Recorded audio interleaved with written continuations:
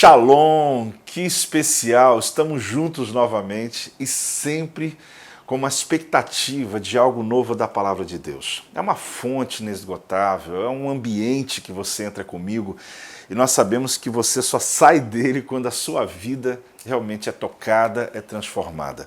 Mas eu queria uma coisa, primeiro, esteja aí se inscrevendo no meu canal, se inscrevendo nesse canal, curta, encaminhe para muita gente, abençoe as pessoas, porque Deus tem algo que Ele quer falar com você e Deus quer falar além de você. Olha que interessante, hoje eu vou falar sobre um dos textos que para mim é uma grande descoberta bíblica. Eu quero falar sobre o Salmo 91.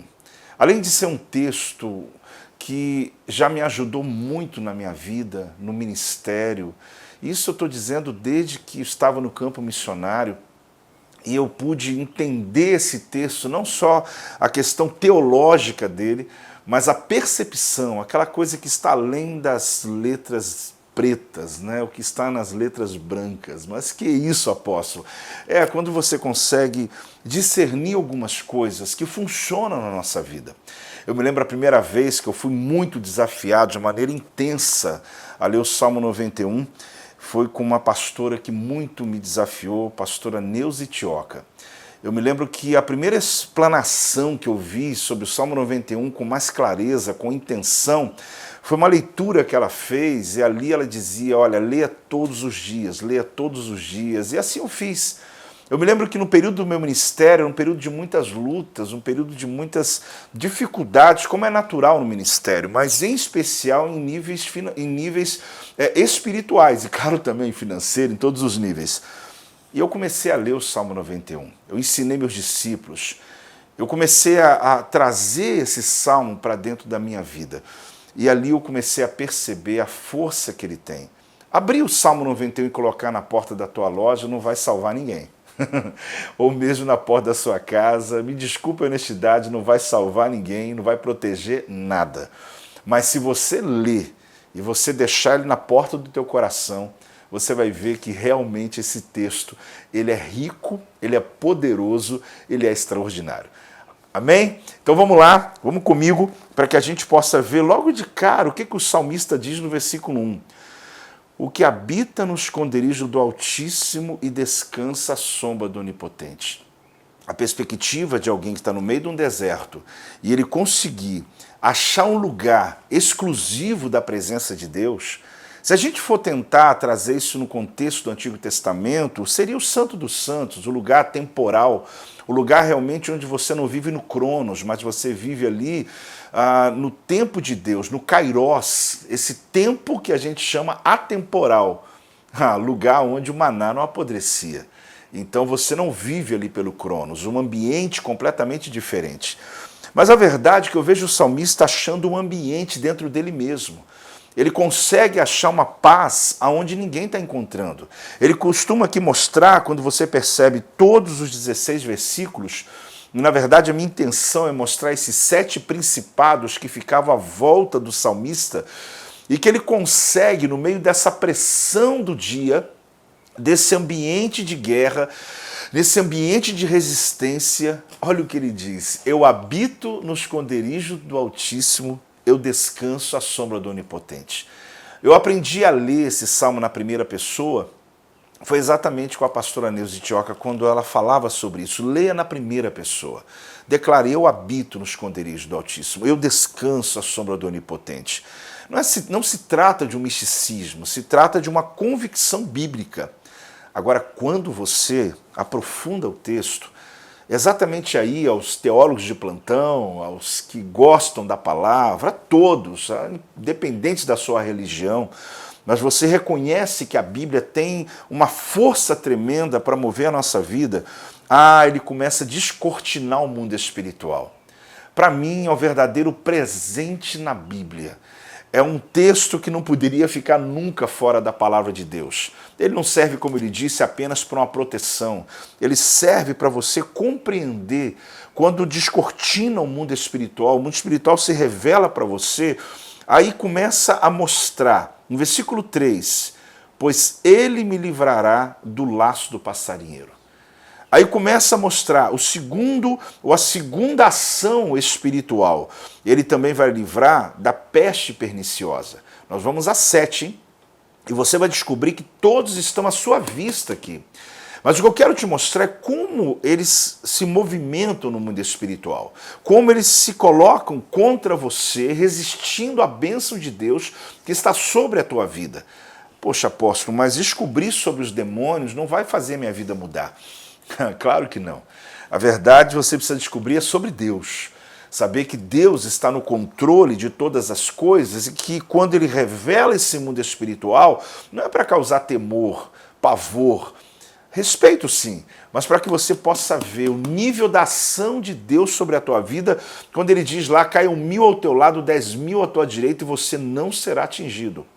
Então vamos lá, o terceiro você vai encontrar no versículo 5, terror noturno. Você não vai se assustar com o terror noturno. O primeiro, laço do passarinheiro, peste perniciosa, terror noturno. O terceiro, ainda no 5, seta que voa de dia. É interessante você observar que existem horários, existem momentos que eles atuam. Peste que se propaga onde? À noite, nas trevas, na madrugada. É o quinto. O sexto, mortandade que assola o meio-dia, já estou no versículo 6, e quando você vai lá no versículo 10, nenhum mal te sucederá, praga nenhuma chegará à tua tenda, que é o sétimo, que é a praga. É interessante porque olhar esse texto, como ele disse, ele pode ser visto de muitas perspectivas. Ele pode ser encarado no dia a dia, você pode simplesmente se sentir pleno, feliz, só da leitura dele, mas ele é um pouco mais abrangente, porque ele vai mostrando sobre essas ações demoníacas. Em um estudo, um cuidado maior a esse respeito, eu comecei a perceber que o demônio do meio-dia, que é conhecido como o demônio da depressão, como o demônio da mortandade do meio-dia, né, que ele se revela aqui no sexto deles, né, da mortandade que assola ao meio-dia. O meio-dia não é metáfora, o meio-dia é literal. É exatamente o momento do dia da desistência. É o momento da estatística de maior número de morte no mundo. É exatamente o momento dessa viração do mundo do império das trevas. A gente usa muito o termo da viração do dia, né? No calendário lunar, em Israel, nós contamos o dia a partir do final da tarde. Então, quando termina o nosso dia, na verdade, está começando o novo dia, às 6 da tarde. O nosso começa ali meia-noite, ou então vamos dizer às 6 da manhã. E eu diria para você que o Salmo 91 me mostra que o inferno começa ao meio-dia.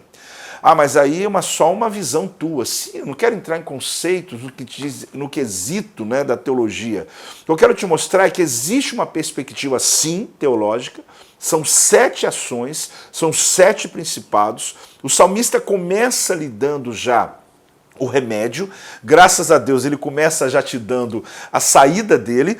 Ele não vai dizer só no final, ele vai dizer sim, o Senhor vai te sustentar, vai cair 1000 ao teu lado, 10.000 à tua direita. São frases que são guardadas, ele dará ordem aos anjos a teu respeito para que tire as pedras do nosso caminho, ou seja, para que você não tropece em nenhuma pedra.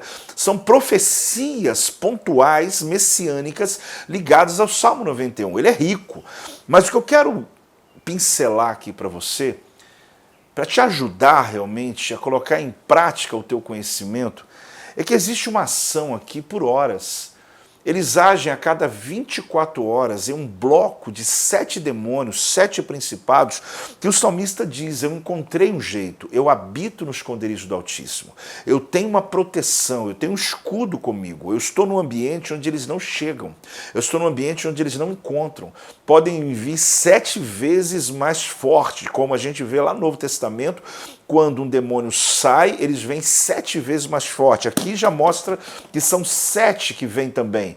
Mas quando eles encontram a casa vazia, sim, faz uma arruaça. Mas quando eles encontram a casa habitada pelo Espírito Santo de Deus, que o salmista, mesmo no Antigo Testamento, onde o Espírito de Deus não habitava sobre todos, eram alguns que tinham, algum líder, alguém, um juiz, um sacerdote, um daqueles que tinham a presença do Espírito Santo. Mas como isso, apóstolo? Aí já é uma história para outro dia. Mas é só você se lembrar que quando Davi foi ungido rei, quando Davi foi ungido rei, Saul ele fica logo alguns dias endemoniado, porque na verdade o Espírito de Deus estava sobre Saul, veio sobre Davi. Mas é uma história para um outro dia para a gente conversar. Mas o que eu quero te mostrar é que exatamente nesse quesito o salmista diz, mas eu encontrei um lugar, eu encontrei um ambiente onde eu estou protegido pela palavra.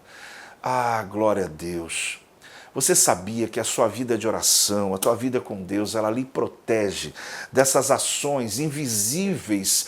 O fato de ser invisível não significa que não são reais, que atuam diariamente contra a sua vida, diariamente contra você. O detalhe é que você vai ver o laço do passarinheiro, você vai ver a peste perniciosa, você vai ver uma ação contínua, mas você vai ver o terror noturno, que ele dá o horário do trabalho dele, da seta que voa de dia. Olhe bem, dá o horário do trabalho dele, da peste que se propaga nas trevas. A seta que voa de dia é como um míssil com teu nome. É como esses mísseis atuais que existem, né? Que tem o lugar exato que ele vai cair. O inferno todo dia lança um míssil, uma seta que voa de dia, já com teu nome, para encontrar você na sua geografia, mas não te encontra. Porque há uma proteção de Deus, há um ambiente de Deus sobre a tua vida. Aí você descobre que, além dele falar das trevas, do dia, do noturno, ele fala do meio-dia. Que para mim, aí entra o entendimento que Deus me faz sobre esse texto, que todos os dias ao meio-dia, é exatamente onde inicia, como se fosse o mais forte deles, onde atua nessa viração todo dia ao meio-dia, a mortandade, a desistência, a depressão do meio-dia. Exatamente essa depressão do meio-dia, onde Jesus venceu na cruz do Calvário. É exatamente isso que aconteceu. Na cruz do Calvário, ele venceu todo nível de ação demoníaca contra você. Mas exatamente aqui reinicia um novo dia. E a notícia que eu tenho para dar para você é tremenda. Que todos os dias, 7 principados, 7 ações se levantam contra você, rodeiam tua vida, rodeiam tua casa, mas não te atingem. Cai 1.000 ao teu lado, 10.000 à tua direita, você vence. Ao Senhor deu ordem aos anjos a teu respeito para tirar as pedras e demônios do teu caminho. Aí, mas eu não vejo, apóstolo, mas você pode ter certeza pela fé.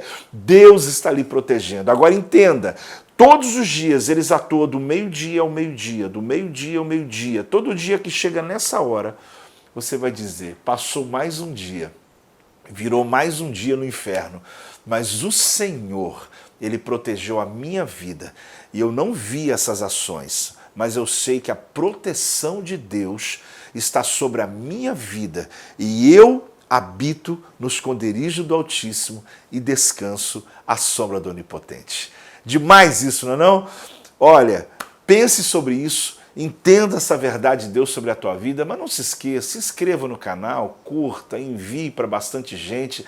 Era uma mensagem que precisa libertar quantos você puder, porque eu tenho certeza que a tua vida foi abençoada. Nos encontramos na próxima. Deus te abençoe.